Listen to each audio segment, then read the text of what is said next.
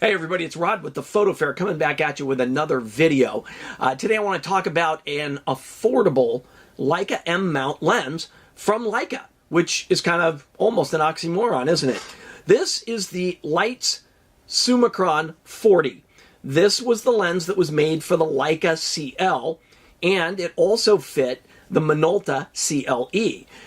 The CL and CLE were kind of a joint Leica Minolta project in the 1970s. The 40mm lens was used for that, I think in part because Leica didn't want people with M cameras buying the 40 because it was a more affordable lens. It was designed to reach out to people on a little bit more of a budget that still wanted a high quality product. And let me tell you, this lens does deliver good quality.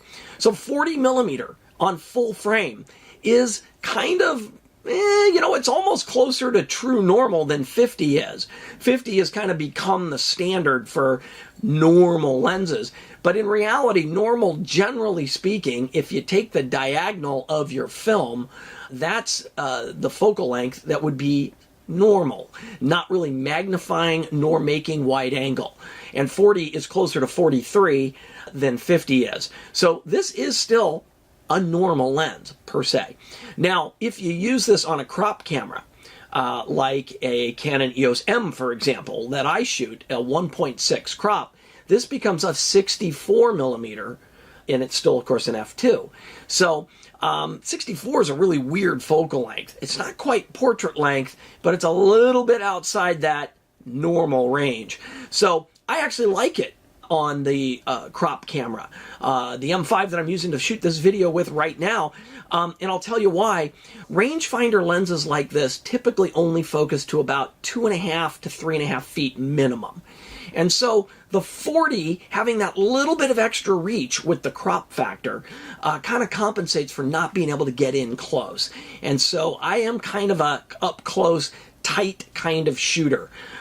So if you're a film shooter and you're going to use this on a Leica film camera, one of the bummers is you're not going to find any M-series Leicas with a 40mm frame finder.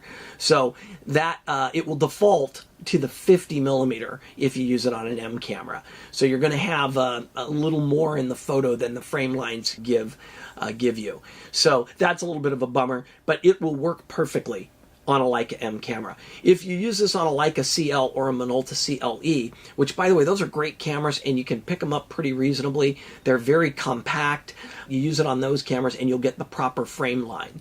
They made a 40 and I believe a 90 was made for those CL and CLEs. Minolta also made a version of this called the Rocore 40mm f2.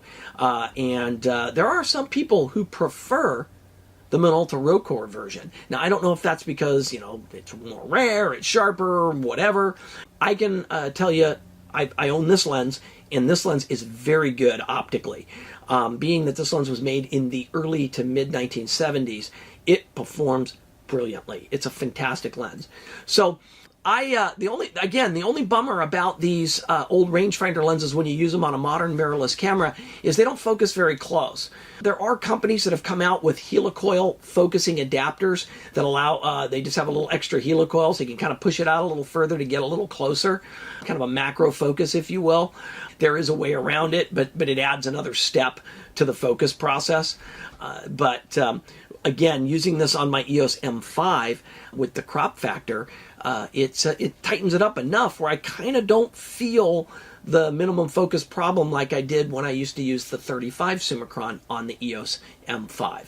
So kind of like that. Here's the deal. You can find these in varying condition, of course, anywhere maybe as cheap as $400, and you might spend upwards of $700 for a good example. But that's about half the price of a similar vintage 35 Summicron.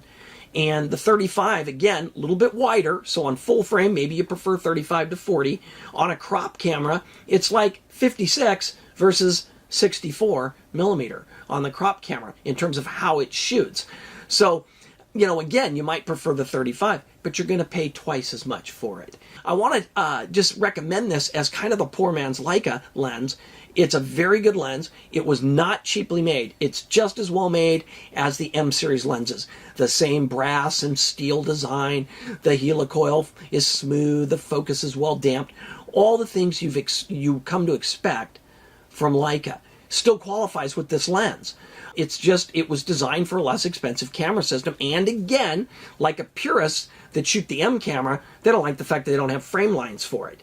So it's kind of an odd duck for your Leica purist types. For somebody that just wants to go out and shoot some vintage Leica glass. I mean, this thing's like driving a Ferrari. I mean, it doesn't matter that you could find a modern lens that's probably every bit as good, maybe even better. That doesn't matter. This is a Leica. It's got all that panache. And you can pick one up for, maybe $500-600.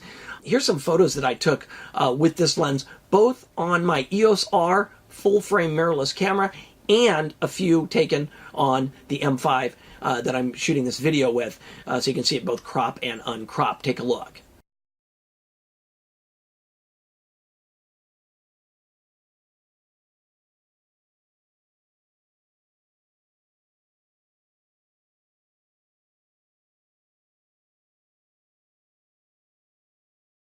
Pretty nice, huh? I mean, this is a great little lens, and it's super tiny. Look how small it is.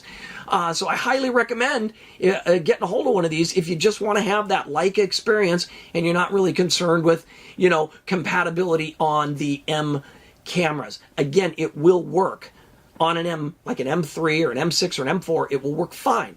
You just won't have the proper frame line for the focal length. That's the only disadvantage. It'll focus perfectly. It'll be great. And then on any mirrorless camera, it's perfect. So, awesome lens. You can find lenses like this at PhotoFair. In fact, I got this at the last PhotoFair last month. You can come to the next PhotoFair in February. Go to camera shows in your area if you don't live on the West Coast. You'll find dealers that have these lenses. You can find them online as well. Great value, great buy. I love it. Leica Summicron 40C. It is an M-mount lens. It was designed for the C-series Leica cameras. So fantastic value proposition from Leica. You just don't hear that every day. That's all I've got today. I hope to see you at the next PhotoFair in February. And until the next video, thanks for watching. We'll see you next time.